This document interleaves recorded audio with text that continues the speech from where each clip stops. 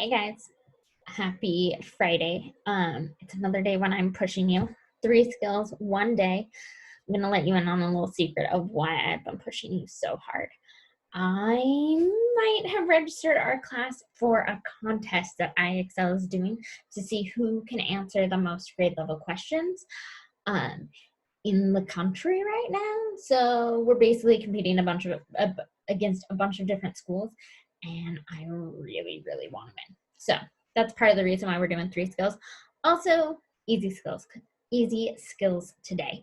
So I'm gonna come over here and share my screen. I'm going on to our Google Classroom. I'm clicking on C3, the link to it, so it pulls up IXL. So, randomly generated problems. Same idea with each of these. I chose this one because, come on guys, we got this. This is just subtracting larger numbers. So this is just making sure you're going through, not making careless mistakes, and taking your time with every problem. Lining up the digits and making sure that you copy them correctly. So before I even start on this problem, I'm going to double check. 67,103, yes. 4,475, perfect. 3, take away 5, can't do it. Can't cross out the 0. Cross out the 1, write a 0, add a little 1. Then we have still 3, take away 5, so we got to cross out the 10, make it a 9, add a little 1. 13, take away 5 is 8. 9, take away 7 is 2.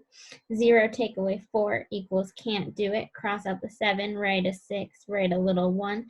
10, take away 4 is 6. 6, take away 4 is 2. 6, take away nothing is 6. Go back 1, 2, 3, put in my comma so I make sure I've got it right. Now, if you notice, when I'm going to click on this, I can write a digit in every one of these spots. So they'll let me work backwards, but I like to do my work on a separate sheet of paper so I can write all of my carries and borrows and things like that. So the 6, 6, 2, and if I move my cursor over to this side and click 6, then it automatically bumps it to the next digit. So 6, 2, 6, 2, 8. I'm saying those because I'm double checking on my work. Okay, did I write what I'm thinking? So 6, 6, 2, 2, 6, 6, 2, 2, 8, 8. Got it. Hit submit. You do not technically have to use a separate sheet of paper with this. I just like doing it because even though I have to check my work and make sure I'm copying the numbers correctly, I feel like I make fewer careless mistakes when I can see everything I'm borrowing, especially on problems like that last one where I had that 0 that I had to borrow over, make it a 10, and then borrow from the 10. It just makes my life easier. So I'm just double checking that I wrote the problem correctly. 98,719. 73,317. Good. Got it.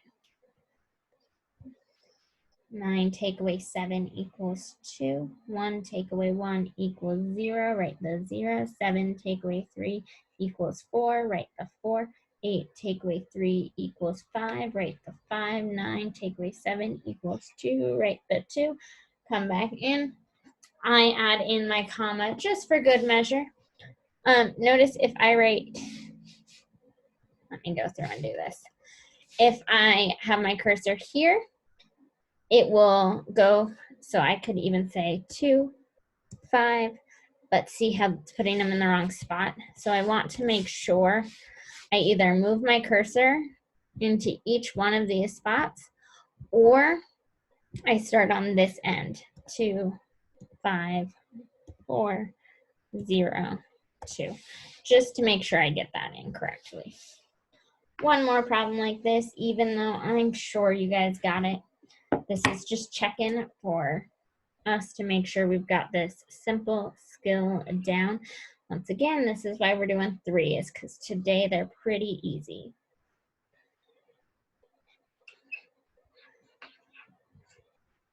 Checking a lot to make sure I got them right. 7, 8, 6, 4. Yep. 1, 5, 5, 1.